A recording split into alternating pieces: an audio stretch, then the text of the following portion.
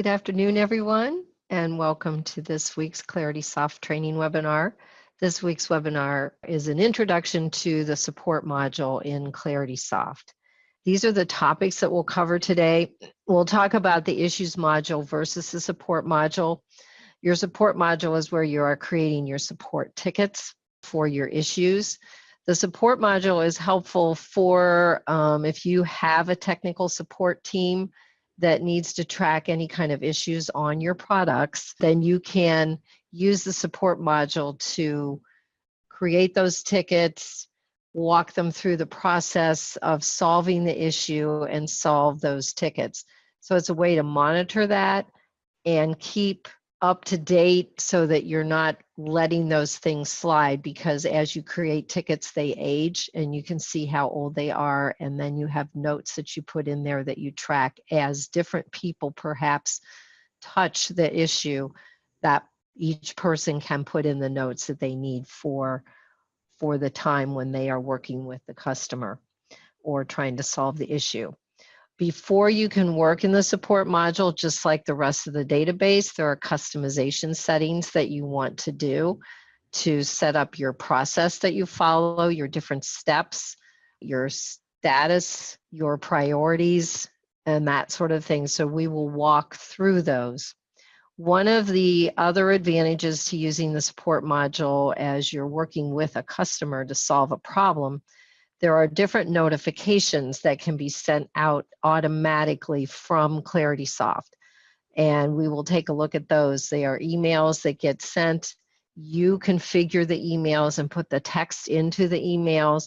And then when the trigger occurs inside the support module, for example, the status changes or a new note gets added, then those emails are triggered to go out to one of these four sets of people: the customer, the creator of the ticket, the assignee. One person can create a ticket, but the ticket then can be assigned to different people depending on what their expertise is. And then you can have those notifications go out. And the last one here, a follower.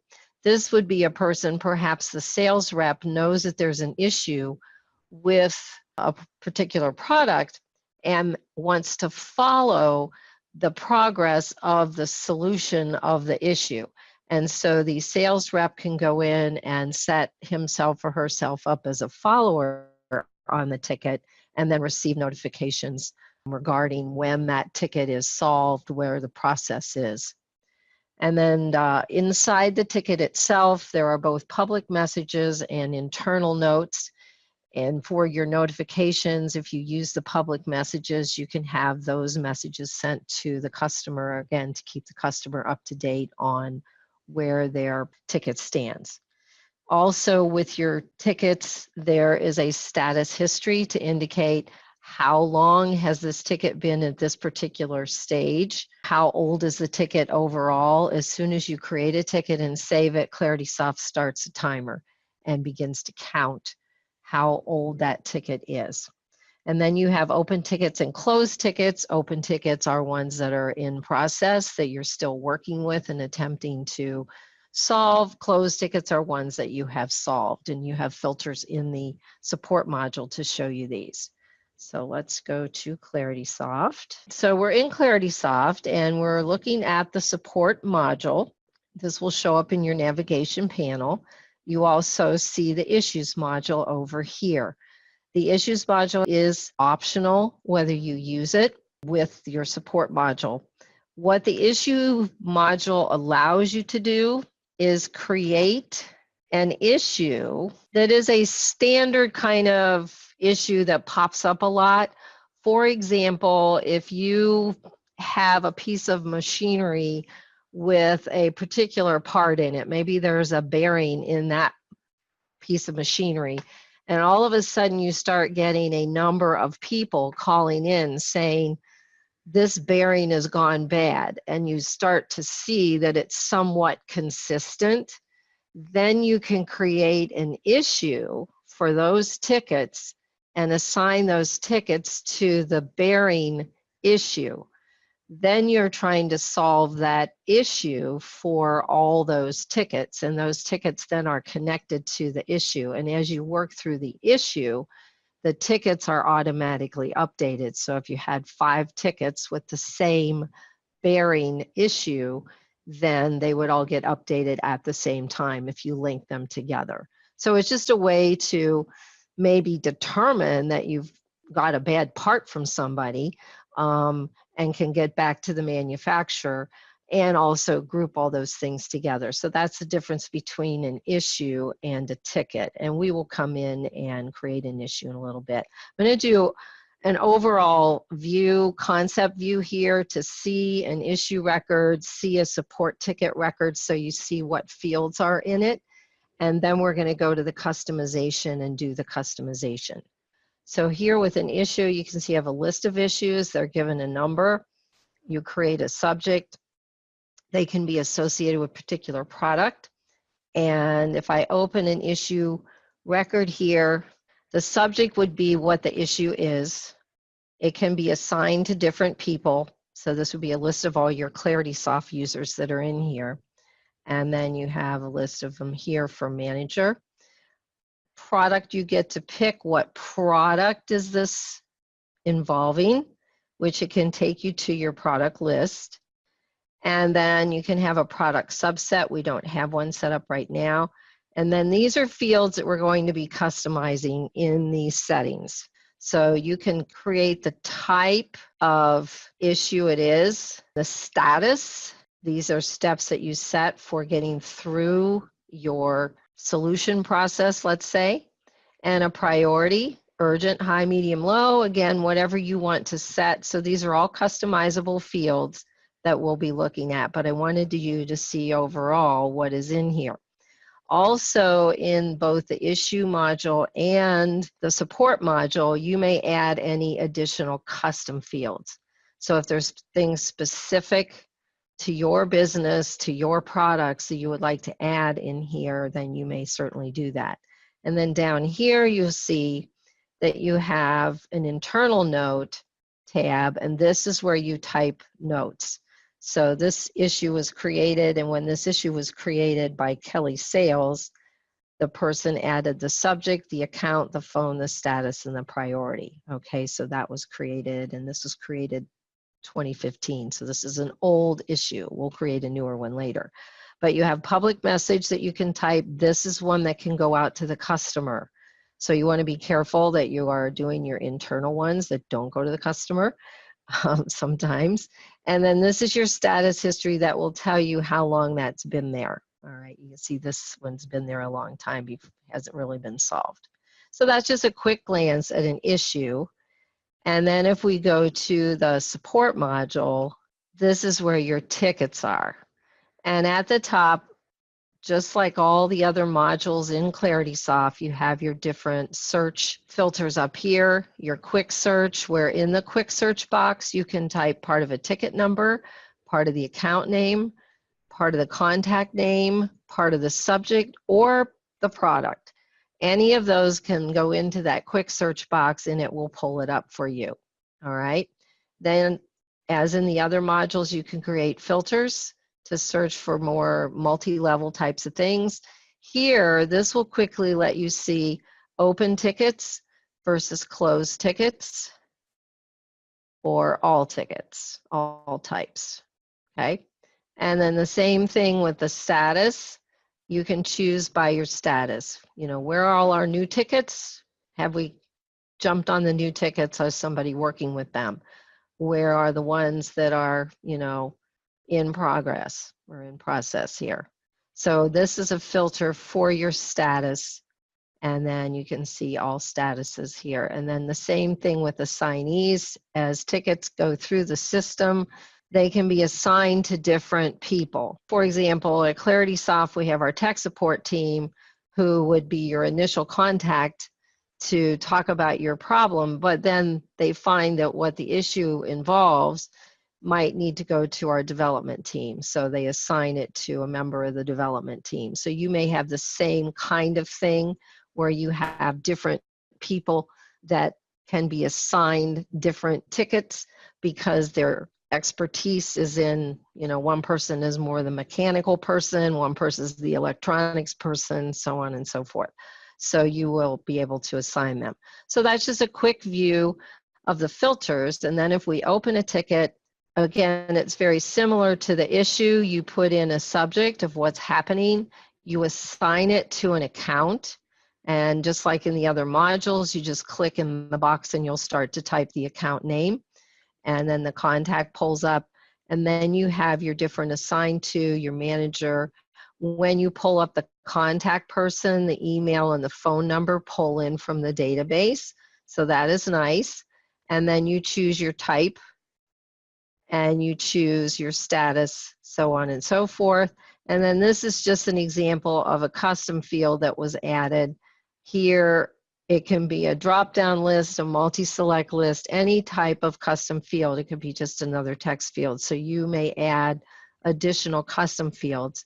And then here, if this is going to get linked to an issue, there are the issues that we saw in the issues module, and we'll create one later.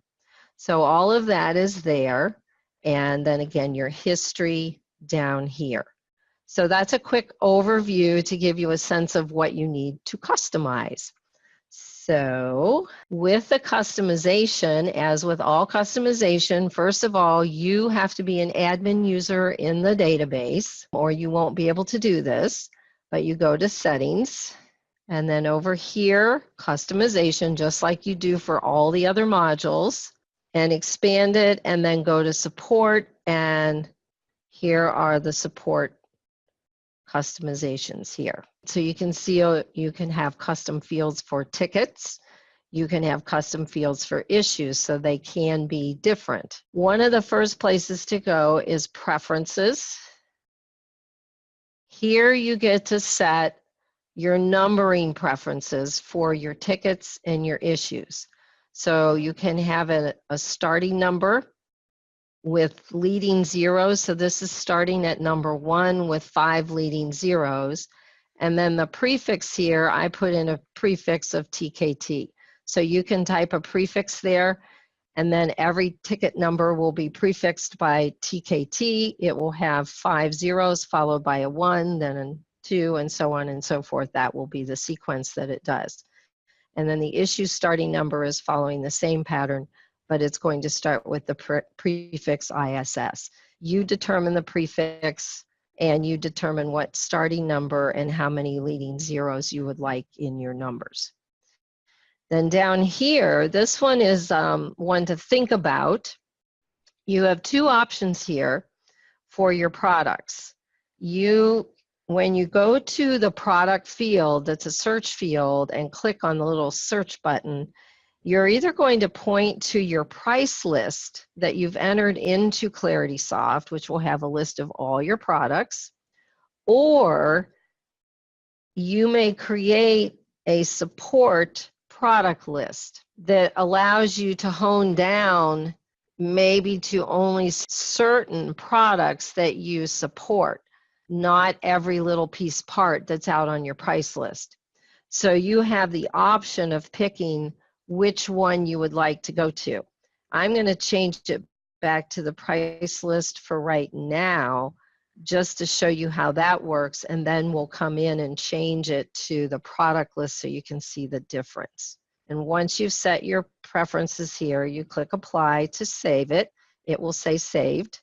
And then you can go back over here and begin to work through your other options over here.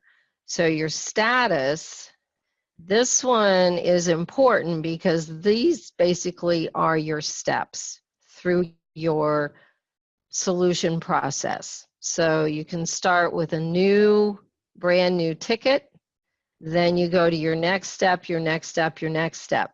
Notice with each of these, there's a color-coded icon that you create, and then the type is either going to be open or closed, and all of the status options here are open until we solve it, and then it becomes closed, which then determines how it switches in your list of tickets. Similar to opportunities, all your stages in your opportunities are active until you win, lose, or reach no decision, and then they go inactive. So same thing. So I want to open this here. And when you start with a status, you create a new one. We'll add. I'm just going to call it still in process. You can call it whatever you want. You choose the type, open or closed. Then your icon, you can say show an icon or don't show an icon. So if you choose to show an icon, you get to put an initial in it, and it's just one initial. So I'll just still, and I'll call this S, I guess. I don't know if any of the others are S. And then you come over here and you click in color, and you may choose any color that you like. And just like with other color options, you have more colors here that you can go and select. I'm going to choose this really bright green. Okay. Then you can put a description in. If you want this to be the default status when you create a new ticket, you would put that here. Most likely you'd want to go back to new and set that as the default. Then this here is to set the timer off. This is that status history timer that ClaritySoft starts, and you probably want to have that stay on. You don't want to turn it off. Where you could turn it off is on your closed ticket. It probably automatically turns it off. And then you're enabled. So if you have this in here and then you decide you don't want to use it as a status, you can disable it. Leave it in the database, but disable it so it won't show up in the list anymore. So once you've set that, then you click save and it will be added to your list. Once it's here, you can use your up and down arrows to move it to whatever position it is. So very quick and easy to add, but you want to think through what are the steps that we follow. So this is, you know, maybe a meeting or two with your support team to discuss what steps they currently follow for where they are and get them into ClaritySoft. Then you can come over here to priority. And this is a list of the priorities for your tickets. I'm sure most of the customers consider their tickets urgent. So if you set them to anything other than that, you know, obviously it would have, sometimes there might be one that's low priority. It's just a little minor problem that you have to pay attention to. But you set the priority, and with each priority you set an importance. One is the highest importance. So you could set this to 1, and again, if you want to put an icon with it, you can, or you can choose not to. That's up to you. If I click the icon, notice it already has red selected here. It has this, and you can have the priority set with icons. So that's up to you whether you want all the different icons in the system. You can turn it on, turn it off, all right? So we've got our urgent, our high, medium, low. You can have as many priorities as you like. Again, same setup as you've done with the rest of the database. Group.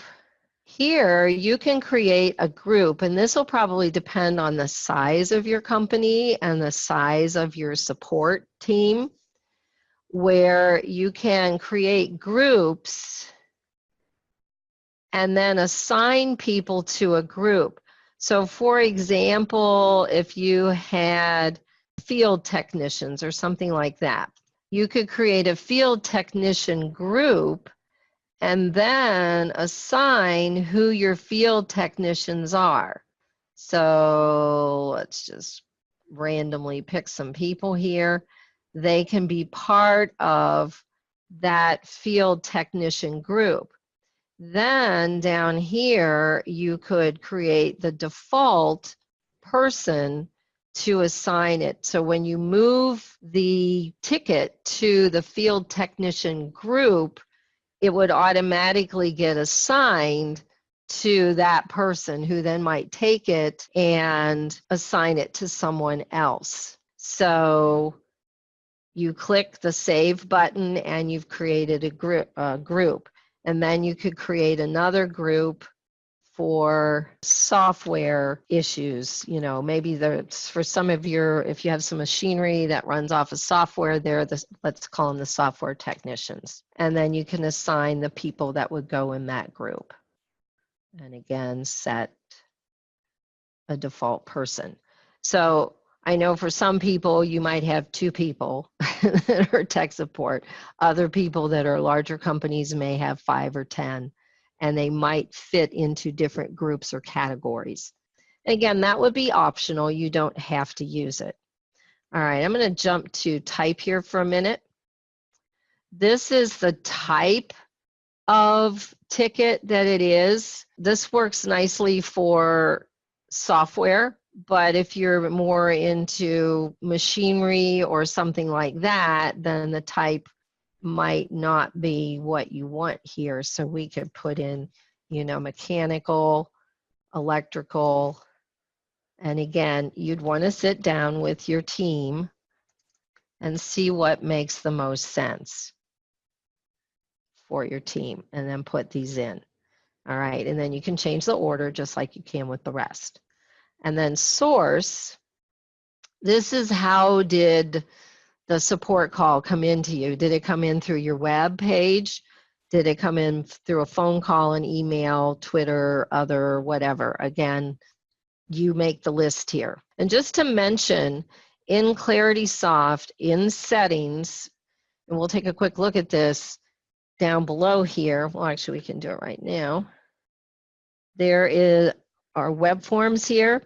And when you click on that, you have lead web forms and support web forms. So on your website, you can create a web form for people to fill in for a technical support issue, and then you create the template in ClaritySoft for the fields that you want to gather, and then you create the web form, and so it will allow people to go to your web page and then bring the information in. Let me go back up here to product. For product now, this goes back to talking about the price list versus the support product list. So I don't have any products in here right now, but if I wanted to create a product list, and here, depending upon what type of product it is, you might want to assign it to your field technician, your software technician, your, you know, mechanical, whatever. You don't have to, because you don't know what the problem with the machine is necessarily going to be unless the product fits that type of model. And then you can have a default assignee. I'm just going to leave this blank right now. And then I'm going to add another product. So I have some products. Then I could come over here and I can do a product subset. So what I can do is I can select a product. Oh, I want to go look at my, actually I want to change this later. I can select a product subset for the machines that I've put into this product list, but I have to change my preferences, and I will do that later. So I've gone down through here and I've gone through all my settings. Then if you wanted to add custom fields to your tickets, then you can. So I had that one possible issues one. Again, random ABCD put in here. You would obviously put in something that made sense, or any other custom field that you can think of that you would want to have. Depending on your business, depending on your tech support, then you can add additional custom fields. If you add custom fields, then like you do with all your other modules, after you've added custom fields here, you need to go back to customization and UI templates, then go to your support user interface template and choose your access profile. I'm just going to go to the all, and your field will be over here. So if you wanted this information, you drag it and put it into position. So just like you do with the other modules, so it works exactly the same way. Then save it. And after you've done all of your customization, you log out, and you log in so that all the changes are there. Now, before we go to the support module itself, I want to make sure that everybody knows to do this, because you can see your support tickets and you can create support tickets at the account level. So when I open an account here, in the tabs, you can see there's a support tab. Most likely in your system, in your database, you won't see the support tab right away. And see, when I click on it, I can see any support tickets that for this particular company. And I can see the status, and I can see, you know, how old it was. These were both pretty old before they were solved. But I can see my tickets here. Now, to turn on this tab so that you can see it in your account record, you will go back to the list view here, go to your vertical ellipsis button in the upper right, and click on Tab Settings. Then you're going to see over here support. So support will be over here on the left side, and you just grab it and drag it over and put it in the position where you want it to be. Now, it's possible if you start adding, you'll see now I can't add any more tabs. So you might run into that message. So there might be a tab that you need to move to the left, so you might have to decide which ones are the most important ones, especially if you start adding custom modules and things like that. You might run into that limitation. But you will need to do that for the support module so people can see it. And then you click apply, and then it will be there. And then if you want to see at the contact level, you would need to do the same thing if you want to see support tickets at the contact level. So you go to the module, go to the vertical ellipsis button, tab settings, support is here. You can bring it over and place it where you want it to go. All right, and then apply. So that then when I open a contact record, the support module is there. Okay, now support tickets will only show up at the contact level if the contact person is Jerry. So if Jerry's not had any support tickets associated with him, they won't show up here. But all support tickets done with an account are always at the account level. So you can decide on that. But I wanted to make sure you know to do that, because you might try to find them in the account record and can't see the tab. So let's go to the support module. And here we're back where we saw some tickets before.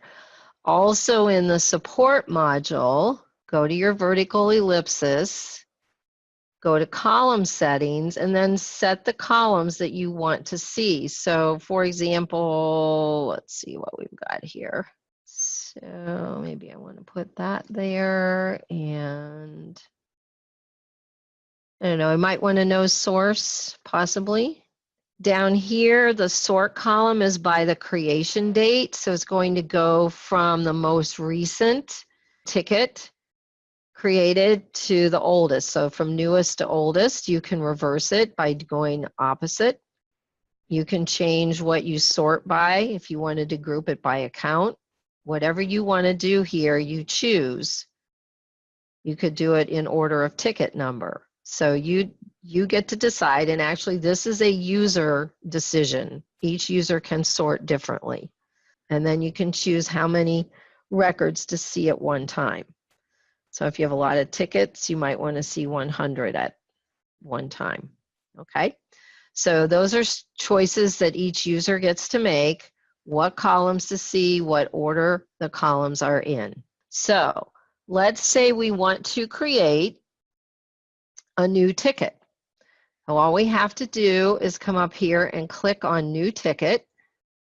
The subject line will be, what is the problem? If a person calls in, they would have the company name. So you would ask for the company name and begin to type it in. I just kind of randomly guess what's in here. So we have that. And then we have the contact. Many times the contacts that you have in ClaritySoft are not the technical person contacts that the support team might work with. And that's all right. I'm going to create this first ticket by choosing Charles. We'll say he is indeed the person who calls in. Then we're going to create another ticket, and I'm going to show you how you can add a contact that's a different person's name, and it will all work. Okay, so we'll choose one that's already in the database. Here's your assigned group. If the problem is a software problem, then we could do it. If they need a field technician, you could go right to a field technician. Or at the moment, you'd say no, okay? So you can pick your group. That's why your groups can be important, because you can assign it to a particular group, all right? So let's do this.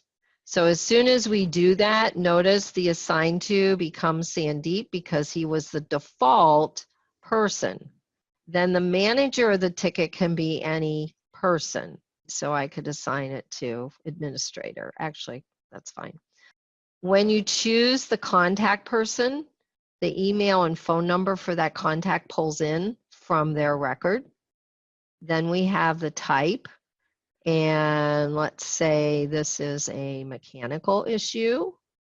The status right now is it's a brand new ticket. Priority is urgent. The source was a phone call.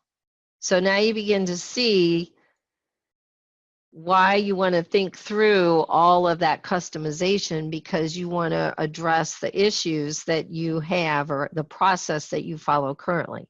Here's that custom field of possible issues. Again, like I said, this is kind of silly, but it's just an example. And then here's that second one that I picked up and pulled into the user interface template. Here, if I wanted to assign this to an issue, I could, but I'm not. And then here, the product, when I click the product, it takes me to my price book, because that's what I said in preferences. And I'm going to pick machines, and it's the big machine. So I've now have everything here.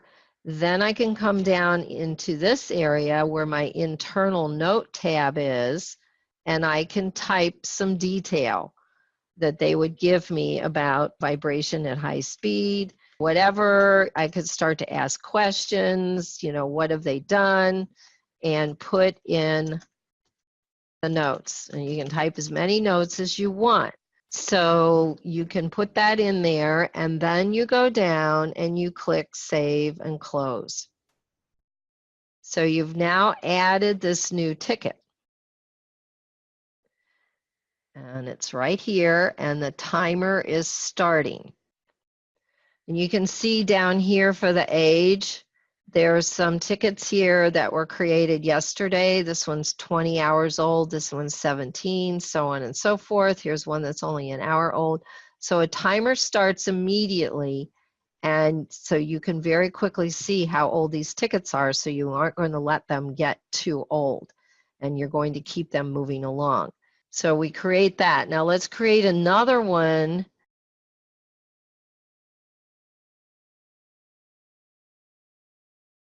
So if I start typing in account, and then I get a contact here, but this isn't the contact that calls me.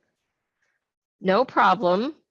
I can type in whoever calls me, and notice it's not filling in an email and a phone because he's not in the database. But I can come up here and say, okay, David, what's your email address? Maybe he's Johnson at, and what's your phone? An extension, and again, fill it in. It's new. Sure, it's urgent. It's phone, and let's choose the product. And we'll say this is the product. He's got the bigger machine. And then I could put notes in down here. And then you could talk to him and ask him what he's done, what he hasn't done to test it. Okay. Now when I click Save and Close, notice what I get. I get a message saying, warning, no record exists for this contact. If you choose to continue, a new record will be created. Do you wish to continue? So yes, you can say, yes, I will do that.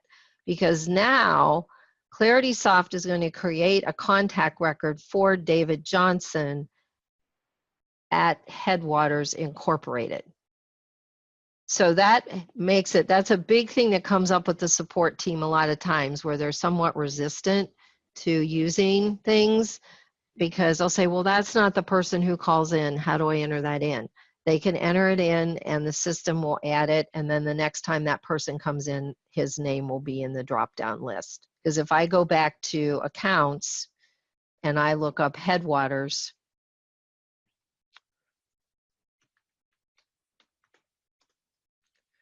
and I go here and I look at contacts, there's David Johnson. And his phone number and his email get entered. Now, none of the other stuff gets entered, so you know, if you wanted to fill in the detail for David later, then you could come here and fill in the rest of the information. But you've at least captured his phone number and his email address, which for the support team is the most important thing. So that's there. So that makes it really nice. Gets you over a hump sometimes with the support team, because that'll be the first thing they say to you. So we've added a new ticket. Now, let's add a new issue.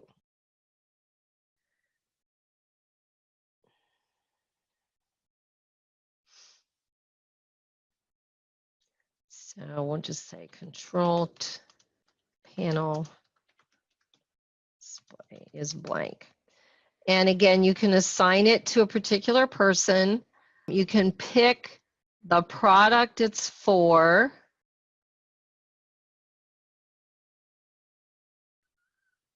And then again, you can pick the type that it is. It's an electrical issue perhaps. And then it's new. We'll make it a high priority. And the source was phone. And then you could put a note here, display blank, but you want to test because maybe it's just something with the programming of the display, or might not be bad completely. So you want to test these. So if I do a save and close, I'm going to have issue right here, issue 3. And if I go back to my support, I have several of these. So I can select this one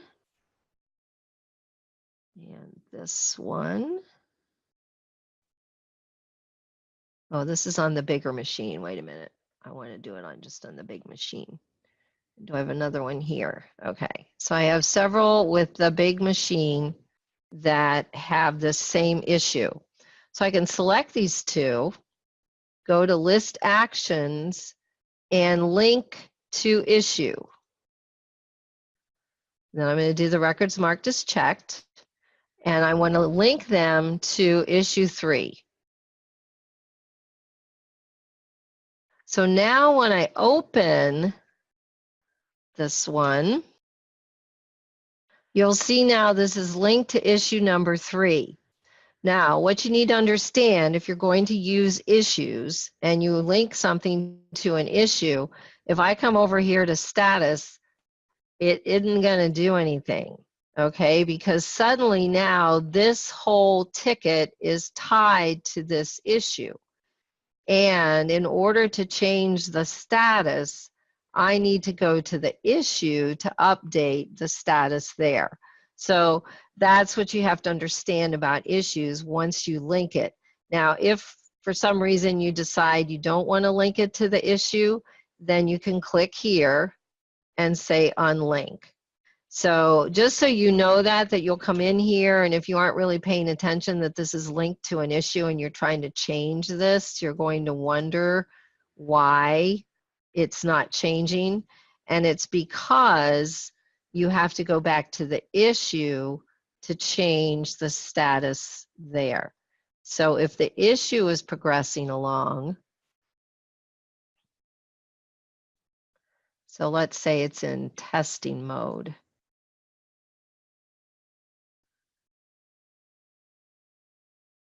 So we've done that, and then if we go back to support, and we should be able to pull up a column here too, but I'll just quickly open this.